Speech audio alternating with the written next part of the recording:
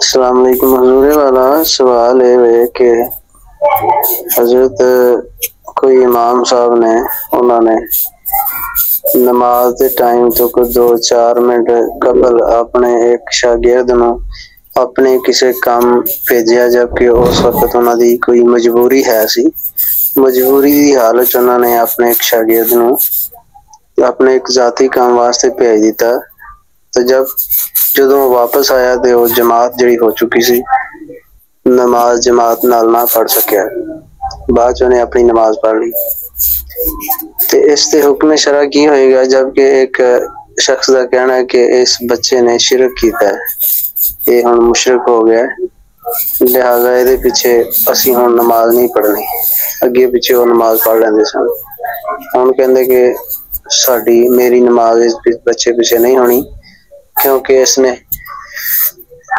اللہ دا حکم چھڑ کے تے اپنے استاد دا حکم منیا، تے اس تے حکم شرع کی ہوئے گا؟ جی وعلیکم السلام ورحمۃ اللہ وبرکاتہ۔ ایک شاگرد نے اپنی استاد محترم کا کہنا مانا، اس دوران اس کی نماز فرض جو ہے باجماعت وہ قضا ہو گئی، تو وہاں پہ نمازی لوگ یہ کہہ رہے ہیں کہ اب ہم نے اس کے پیچھے نماز نہیں پڑھنی۔ وہ بھی کبھی کبھار نماز پڑھا دیتا تھا، کیوں نہیں پڑھنی؟ اس لیے کہ اس نے شرک کیا۔ شرک کس بنا پہ کیا ہے کہ اس نے نماز کا حکم جو اللہ کا حکم تھا اس سے چھوڑ کر استاد کے حکم پہ عمل کیا، لہٰذا اس نے شرک کر دیا، اس کے پیچھے ہم نماز نہیں پڑھیں گے۔ جی محترم، اس طرح شرک واقعہ نہیں ہوتا، جس طرح انہوں نے اسے مشرک بنا دیا ہے، اس طرح شرک واقعہ نہیں ہوتا۔ استاد کے حکم کی اس نے اطاعت کرتے ہوئے اس کام کو کرنے کے لیے وہ چلا گیا، بعد میں اس نے نماز اپنی پڑھ لی ہے، اللہ کے حکم کو اس نے اپنا لیا ہے، جو اقیم الصلاۃ کا ذکر ہے قرآن پاک میں، اس کو اپنا کر اس نے نماز ادا کر لیا ہے۔ ہاں، جو اس نے باجماعت نماز ادا کرنی تھی اس کی فضیلت سے وہ محروم رہا، لیکن اس نے چونکہ اپنی نماز ادا کر لی ہے، اللہ کے حکم کا اس نے انکار نہیں کیا، نماز اس نے ادا کر لی ہے، اس بنا پہ اسے مشرک کہنا یہ تو اس کا اپنا فتویٰ ہے۔ اس طرح کے فتوے جو ہیں ان سے پرہیز کرنا چاہیے۔ مشرک انسان جو ہے وہ اس بنا پہ بنتا ہے کہ اللہ کی ذات اور صفات کے ساتھ کسی کو شریک ٹھہرانا۔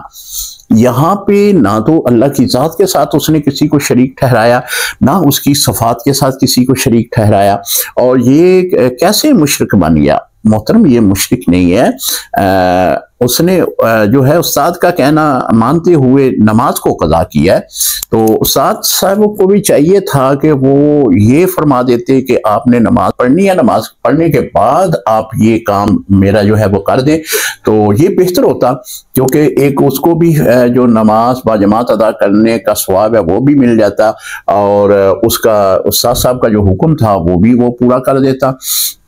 اگر اس نے نماز کو چھوڑ دیا، باجماعت نماز کو چھوڑ دیا، تو وہ کام کرنے کے لیے چلا گیا، تو اس کا مطلب یہ نہیں ہے کہ اس نے جو اللہ کا حکم ہے اس کی حکم کی عدولی کی ہے، اس کا انکار کیا ہے، ایسا کوئی بات نہیں ہے۔